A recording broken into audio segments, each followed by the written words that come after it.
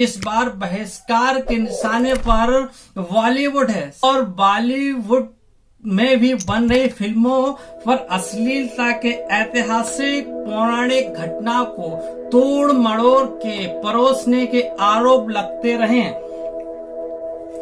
बॉलीवुड पर क्यों मंडराया बहिष्कार का साया? स्वतंत्रता आंदोलन के समय से नाराज जनता बहिष्कार के हथियार का प्रयोग करती आई है।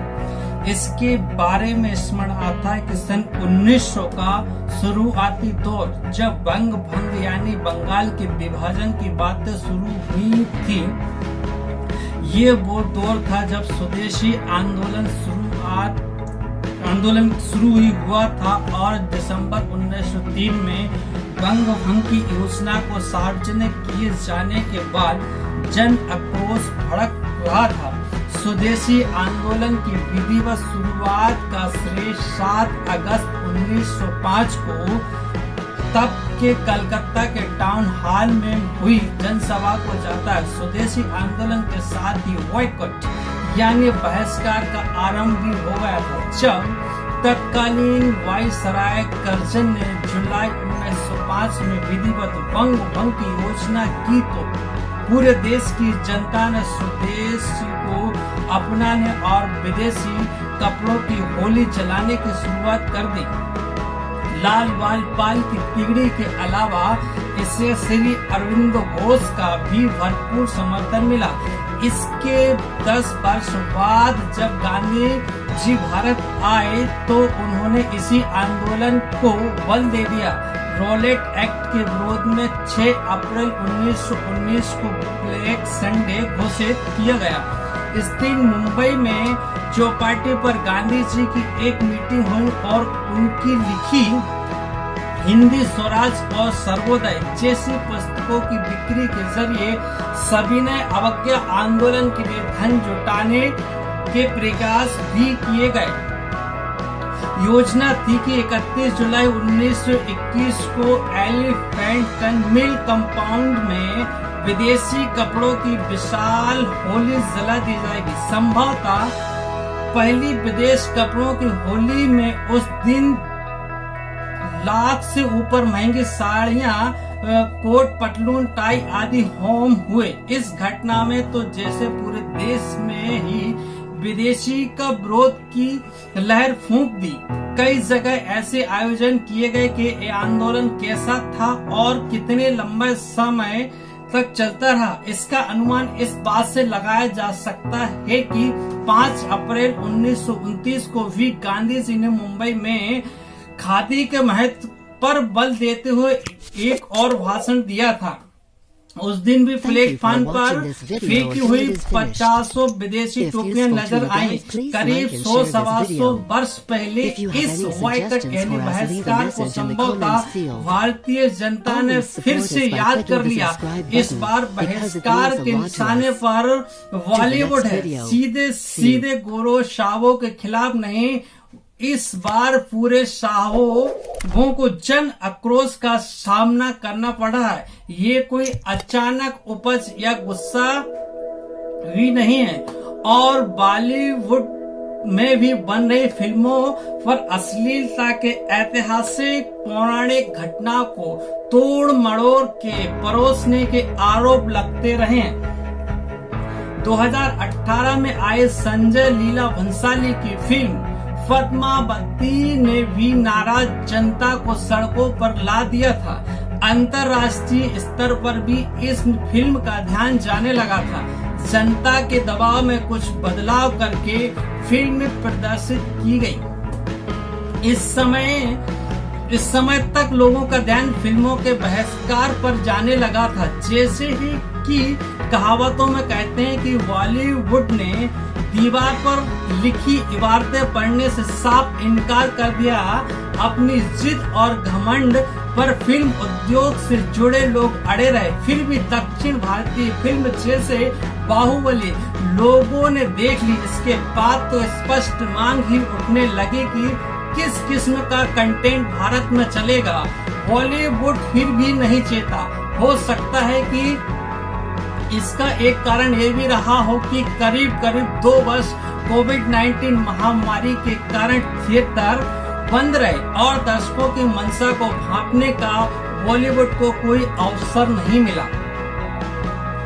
दूसरी तरफ दर्शकों के लिए महामारी के लॉकडाउन ने एक दूसरा ही अवसर खोल दिया था। उससे OTT प्लेटफॉर्म पर विदेश में बनी अनगिनत फिल्में और सीरीज देखने का अवसर मिल गया। ये एक नई दुनिया थी, क्योंकि किस्म किस्म की कहानियां शानदार अभिनव से लेकर ग्राफिक्स के माध्यम से बने अच्छे कंटेंट से लोगों का परिचय हो गया। जिसने फॉरेस्ट गंप असली देख ली हो, वो उसकी सस्ती सी नकल लाल सिंह चड्ढा पर लुभाया जा सकेगा, ऐसा सोचना भी मूर्खता थी। फिर वो हुआ जो कई वर्ष पहले दिनकर कह गए थे, जब नाश मनुष्य पर छाता है, पहले विवेक मर जाता है। महामारी के बाद फिल्में थिएटर तक आने लगी तो फिर से वही भारत की प्रति घृणा, भाई भतीजावाद की बू से सनी आई। अगर हमारे एजेंडे पर नहीं चलोगे तो फिल्म इंडस्ट्रीज को टिकने नहीं देंगे। जैसे धमकियां कश्मीर फाइल्स के समय साफ सुनाई दी।